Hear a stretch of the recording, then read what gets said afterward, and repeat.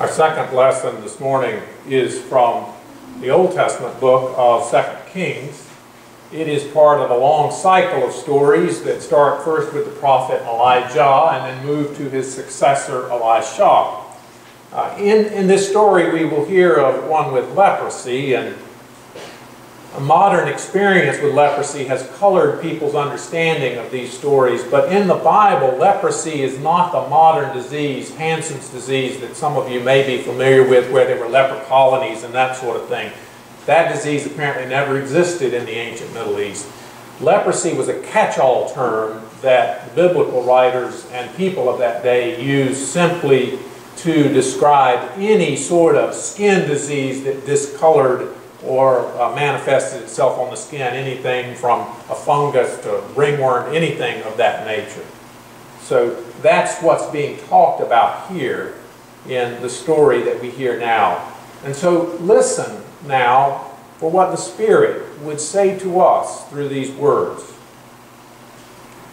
Naaman, commander of the army of the king of Aram, was a great man and in high favor with his master, because by him Yahweh had given victory to Aram. The man, though a mighty warrior, suffered from leprosy. Now the Arameans, on one of their raids, had taken a young girl captive from the land of Israel, and she served Naaman's wife. She said to her mistress, "If only my lord were with the prophet who is in Samaria, he would cure him of his leprosy." So Naaman went in and told his lord just what the girl from the land of Israel had said. And the king of Aram said, "Go then, and I will send along a letter to the king of Israel." He went, taking with him 10 talents of silver, 6,000 shekels of gold, and 10 sets of garments. He brought the letter to the king of Israel, which read, "When this letter reaches you, know that I have sent to you my servant Naaman, that you may cure him of his leprosy." When the king of Israel read the letter, he tore his clothes and said, "Am I God to give death and life, that this man sends word to me to cure this man of his leprosy? Just look and see how he is trying to pick a quarrel with me."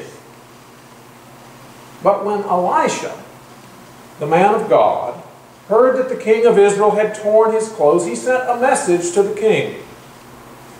"Why have you torn your clothes?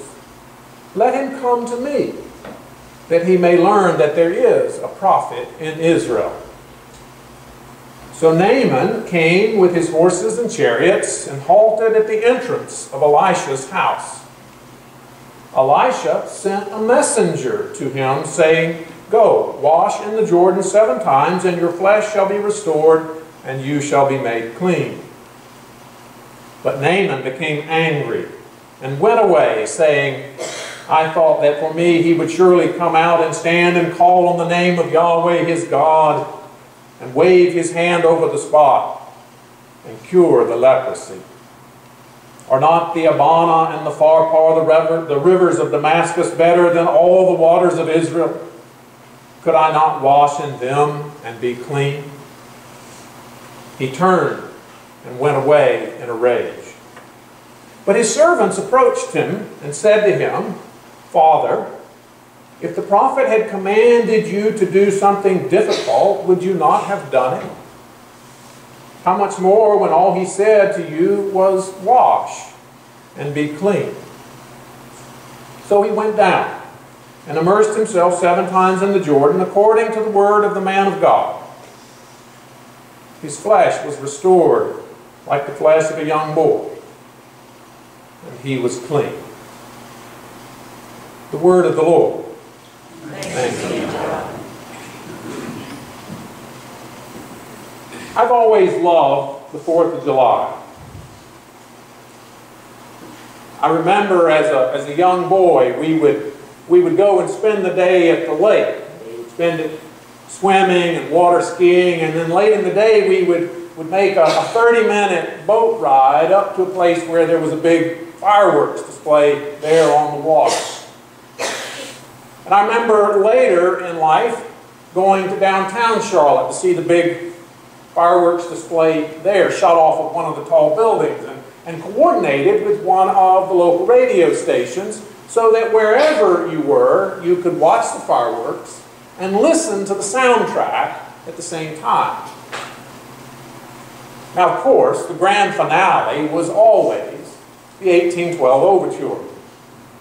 But no 4th of July medley would have been complete without Kate Smith singing "God Bless America." Smith introduced the song herself in the period just prior to World War II, and it so quickly became a patriotic standard that quite a few people lobbied for it to replace the Star-Spangled Banner as our national anthem.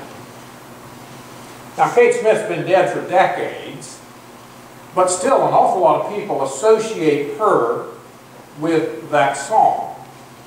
And the song itself has enjoyed a kind of resurgence in popularity since the 9/11 terrorist attacks. Following the attacks, members of the U.S. Senate sang the song from the steps of the Capitol. And the song even replaced "Take Me Out to the Ball Game" during the 7th inning stretch at some of the ballparks around the country. After the invasions of Afghanistan and Iraq, the phrase "God Bless America" started to pop up on yard signs, often written in red, white, and blue, or written with the American flag as its backdrop. And variations on the theme also showed up as well. "God Bless Our Troops," for example. Now, if you know the words to "God Bless America," you know that it is a quite simple prayer. It isn't militaristic. It doesn't call down God's ire on anyone. It simply asks that God guide us and bless us. But in those yard signs, and perhaps even in the military-style march music of the song itself, it is perhaps easy to move beyond a simple request for God's blessing and guidance to a request that God bless us and curse our enemies.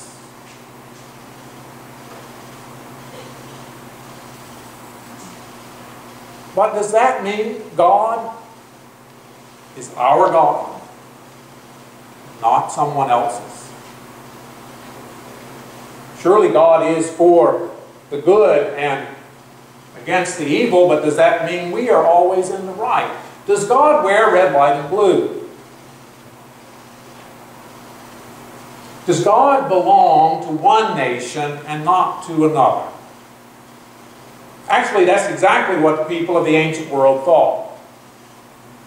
In the ancient world in which Israel lived, all gods were local divinities. And all wars were holy wars because they were contests between the adherents of one god versus another. And so whoever won the war or won the battle presumably had the mightier god. And this is the world, the setting in which Israel comes to know the God named Yahweh. And at first, Israel understands Yahweh to be pretty much like all the other gods, the other tribal gods that were around them.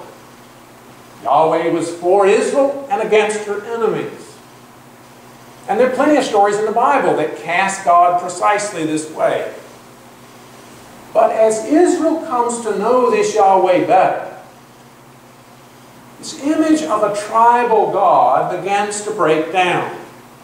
Indeed, God's special relationship with Israel is said to be for the sake of the others. When Abraham